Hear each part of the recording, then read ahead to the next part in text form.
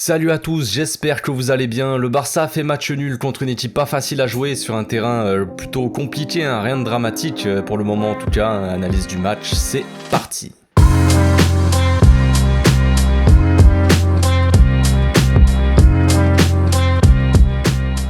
Au passage, n'hésitez pas à vous abonner, liker et commenter, c'est le meilleur moyen de me soutenir et ça fera plaisir à tonton. Avant de commencer, je précise que je donnerai le nom du gagnant du tirage au sort là pour gagner le maillot dans la vidéo FAQ que j'essaierai de sortir la semaine prochaine, normalement si tout se passe bien. Je vais faire un post dans le week-end sur Insta et sur YouTube où vous pourrez poser toutes vos questions, voilà, ça se passera là-bas quoi. Donc le Barça s'en sort bien dans ce quart de finale aller, malgré une entame de match plus que compliquée, où on aurait pu être mené au score par plus de 2 buts au moins. Le Barça finit par revenir au score sur un but magnifique qui correspond au moment où l'équipe était le mieux dans le match, c'est-à-dire quand Frenkie et Dembélé sont rentrés sur le terrain. Après le match, Xavi s'est exprimé en conférence de presse, il a dit qu'on repart avec un bon résultat et que rien n'est facile en Europe. Il a dit que c'était un adversaire difficile, comme ils l'ont montré sur les contre-attaques, ce qui nous a rendu la tâche très difficile, plus que nous l'attendions pour être honnête. Donc peut-être qu'il s'attendait à un match un peu plus facile. Visiblement, il était peut-être pas assez prêt, je ne sais pas. Xavi s'est également plaint du terrain, qui n'était pas en parfait état. Ouais, c'est ce que j'ai vu, le terrain, il était un peu pourri, il y avait des rebonds dans tous les sens, genre j'ai l'impression que c'était une... Je sais pas ce que c'était de ce terrain, mais il avait l'air dégueulasse en tout cas. Il a dit que l'équipe n'a pas pu mettre en place son jeu car ils étaient bons pour presser les joueurs intérieurs, les milieux, donc nous avons généré moins d'actions que d'habitude. En tout cas, c'est moins facile de ressortir le ballon. Il a félicité Ferran pour son but magnifique, un talent pur de la part des joueurs. Il a dit Ousmane, Frenkie, Ferran, voilà, il insiste, il est satisfait du résultat et parce que c'était un terrain très difficile et un adversaire très difficile. Ferran s'est lui aussi exprimé, il a dit que c'était un adversaire donc difficile, très coriace et c'est important d'avoir pu égaliser. Maintenant, il est temps de jouer à domicile, il a dit. Il a dit que quand ils ont vu le terrain, ils ont rapidement capté qu'il n'était pas dans un très bon état, mais que c'était pas une excuse non plus parce que l'équipe a quand même beaucoup de qualité, donc normalement, ça aurait dû pas être vraiment un problème. À propos de son but, il a dit que c'était un bon but, voilà, qu'ils avaient su être patients et que ça avait payé. Quand on lui demande si l'équipe doit gagner la compétition, il a dit que c'est clair, nous sommes le Barça, nous devons nous battre pour toutes les compétitions dans lesquelles nous sommes en vie, tout simplement. Donc l'équipe a démarré en 4-3-3 avec Araujo, Alba sur les côtés, Piqué, Garcia dans l'axe, Busquets, Pedri, Gavi au milieu et Adama, Aubameyang, Ferran devant. Araujo a pas fait un mauvais match en soi, mais Francfort avait bien étudié la question, avait bien étudié le sujet, hein, comme Galatasaray au tour précédent.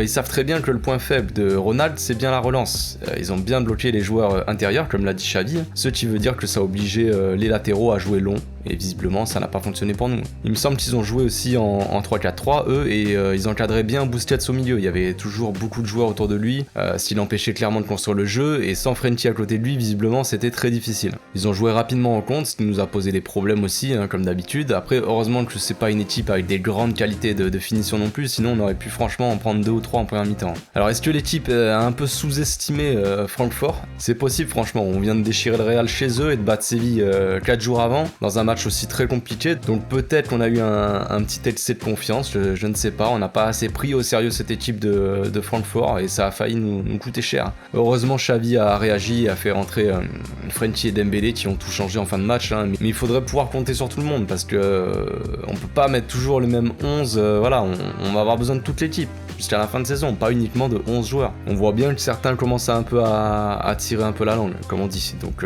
voilà, il faut que les remplaçants jouent leur rôle aussi, tout simplement. Donc l'entrée de Frenkie a fait du bien, mais j'ai eu l'impression aussi qu'on jouait beaucoup plus haut et qu'on est passé à 3 défenseurs en fin de match. Alba jouait plus haut, comme un ailier, et Ferran rentrait dans l'axe avec Oba, comme on l'a vu sur le but de l'égalisation. Sur l'action de Dembélé, Alba long sur la droite. L'équipe joue très haut sur le terrain. Alba est positionné donc en ailier gauche. Aubameyang et Ferran sont dans l'axe et Frenkie est très haut dans le demi-espace droit, comme il le fait souvent. Araujo monte aussi sur la droite pour le coup, ce qui va faire reculer un peu le défenseur de Francfort pour libérer un peu l'axe et Frenkie. Dembouz patiente et se précipite pas. Il rentre dans l'axe et doit regarder Ferran, j'imagine, car on voit que le milieu de Francfort, qui ferme d'abord l'angle de passe pour Frenkie, se décale ensuite pour fermer celui de Ferran. Dembélé la donne à Frenkie, qui en un seul geste va tout changer. D'ailleurs, on voit que la passe de Dembélé, un peu aveugle, on va dire, trompe le défenseur qui marquait Frenkie. Sur la passe, il se fige un peu, peut-être parce qu'il pensait que Dembélé allait la donner à Ferran. Bref, Frenkie, lui, du coup, est premier sur le ballon et en une touche, il la donne à Ferran et se retourne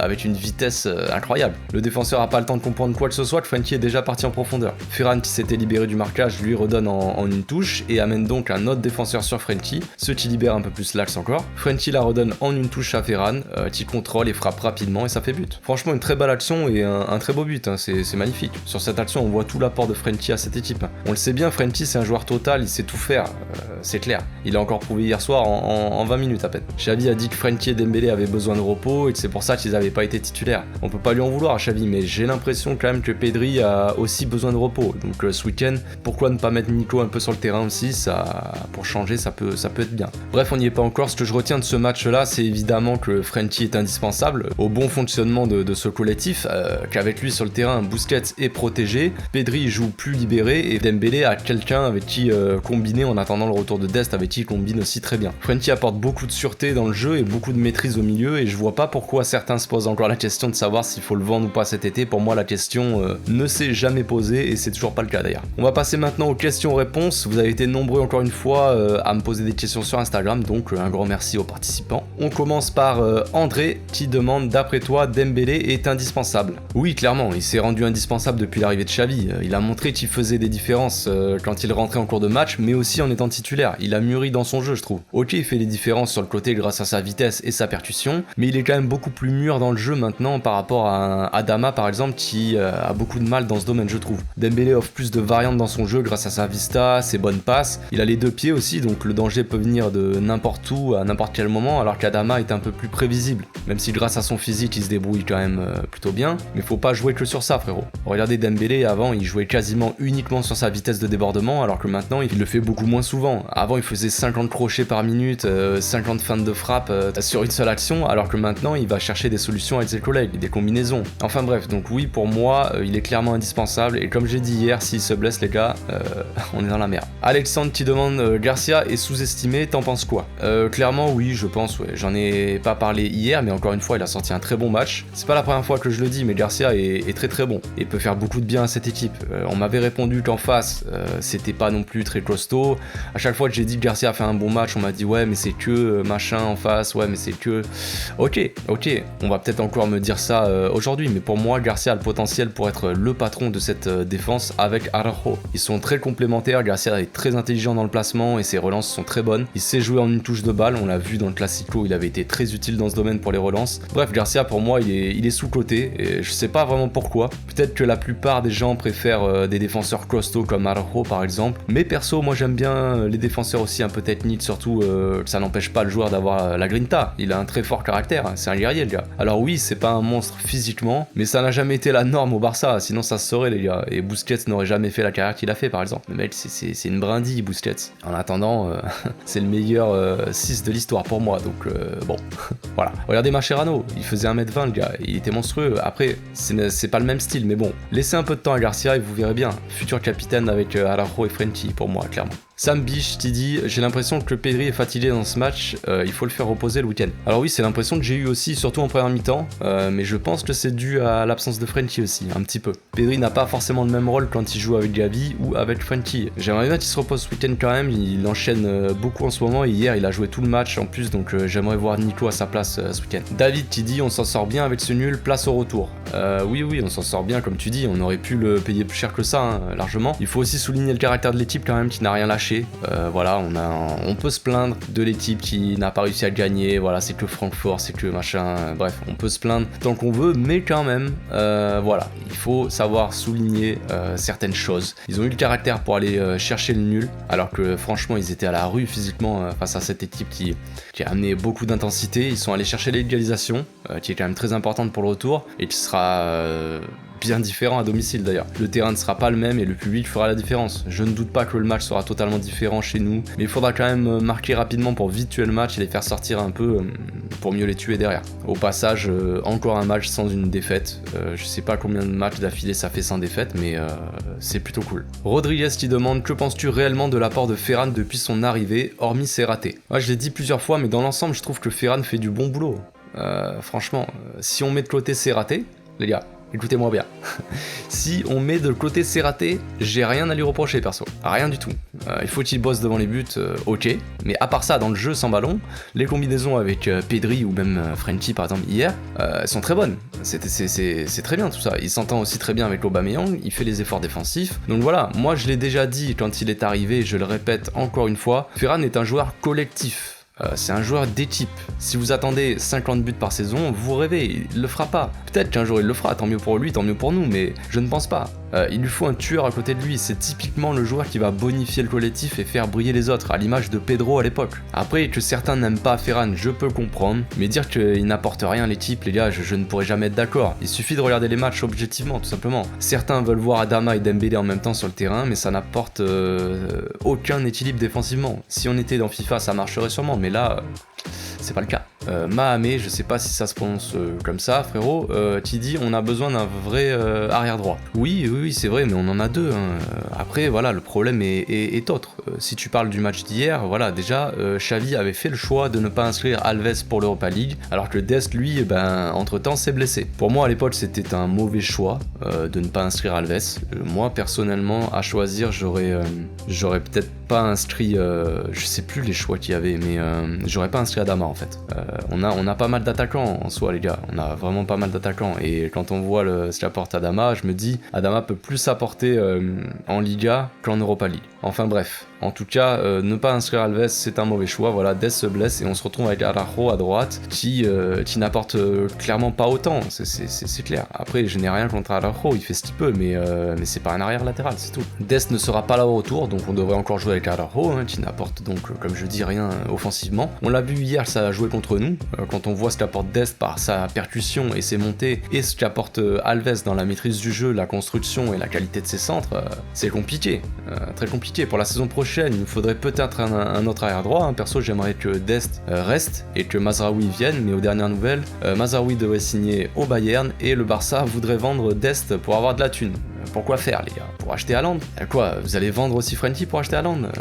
Allez, on arrête les conneries 2 secondes les gars. Si c'est le cas, c'est une double mauvaise nouvelle. On se retrouve avec qui en arrière? Alves juste? Mingueza? Sergi Roberto les gars? Qu'est-ce qu'on fait? Hamza qui demande, tu penses quoi d'Aubameyang vu ses derniers matchs? Je pense qu'il est temps qu'il souffle, tout simplement. Il enchaîne match sur match, sans vraiment souffler. Il a beaucoup apporté depuis qu'il est là, mais il peut pas enchaîner non plus tous les matchs. Il peut pas marquer des doublés à tous les matchs non plus. Il sort d'un match monstrueux contre le Real, où il met un doublé, et d'un match un peu plus moyen contre Séville, mais voilà, compliqué. Il peut pas être bon à tous les matchs, comme je dis. C'est pas la fin du monde. Pour moi, il faut qu'il souffle aussi de temps en temps, mais Luc de Goat revient là, et j'espère le voir ce week-end. J'espère qu'Aubameyang va souffler un peu ce week-end. R. Darouzi qui demande, à ton avis, pourquoi Gavi Pedri ça n'a pas marché pour l'instant? Alors question intéressante et réponse un peu compliquée là, comme ça va être une réponse sans grande analyse, mais en gros de ce que je pense comme ça, c'est que ça n'a pas marché pour plusieurs raisons. Déjà, Frenkie était absent, comme je le disais, ce qui fait que Pedri n'avait pas le même rôle sur le terrain, c'était à lui de couvrir Busquets en contre, ce qui fait qu'il a beaucoup couru et qu'il apportait moins dans la création. Le rôle de créateur était peut-être plus laissé à Gavi, qui est encore peut-être un peu trop jeune pour avoir cette responsabilité de créateur au Barça quand même, enfin c'est compliqué. Donc pour le moment les deux ça colle pas vraiment, mais ça veut pas dire que dans le futur ça sera pas le cas, ça dépend d'un peu de l'évolution des deux joueurs. Mais à l'époque on disait déjà qu'Iniesta et Xavi n'étaient pas compatibles, alors qu'ils étaient pour moi très compatibles et très complémentaires. Pour Pedri et Gavi c'est moins évident je pense. Je pense que Pedri et Frenkie sont beaucoup plus complémentaires, pour le moment en tout cas ça c'est clair, et dans les matchs à haute intensité comme c'était le cas hier ça ne marche pas. En Liga contre Levante ou Cadiz ça peut fonctionner, mais pour l'instant en Coupe d'Europe je pense qu'il vaut mieux faire confiance à Pedri et Frenkie. Pour finir, Bakary qui demande les points qu'on doit améliorer avant le match retour et est-ce que en dessous sera là. C'est un peu la même situation que contre Galatasaray en fait, il nous avait bien bloqué les milieux au milieu de terrain pour qu'on joue long avec Araujo qui avait eu beaucoup de mal. Garcia avait alors été très utile là-dedans avec Piqué, donc espérons que Piqué revienne aussi pour le retour. Donc si on doit améliorer quelque chose, c'est nos sorties de balles déjà. Après en soi il n'y a pas grand chose à améliorer, hein, les gars. C'est que il manquait Frenkie au milieu et ça nous a pénalisé énormément. Après, il faut que certains soufflent un peu et mettre Dembélé, Frenkie d'entrée, je pense. Et là, je pense que ça fera beaucoup de différence, surtout à domicile. Ansu ne sera pas de retour jeudi prochain, il devrait faire son retour au plus tôt le 18 contre Cadiz, donc pas ce lundi-là, mais le lundi d'après, les gars.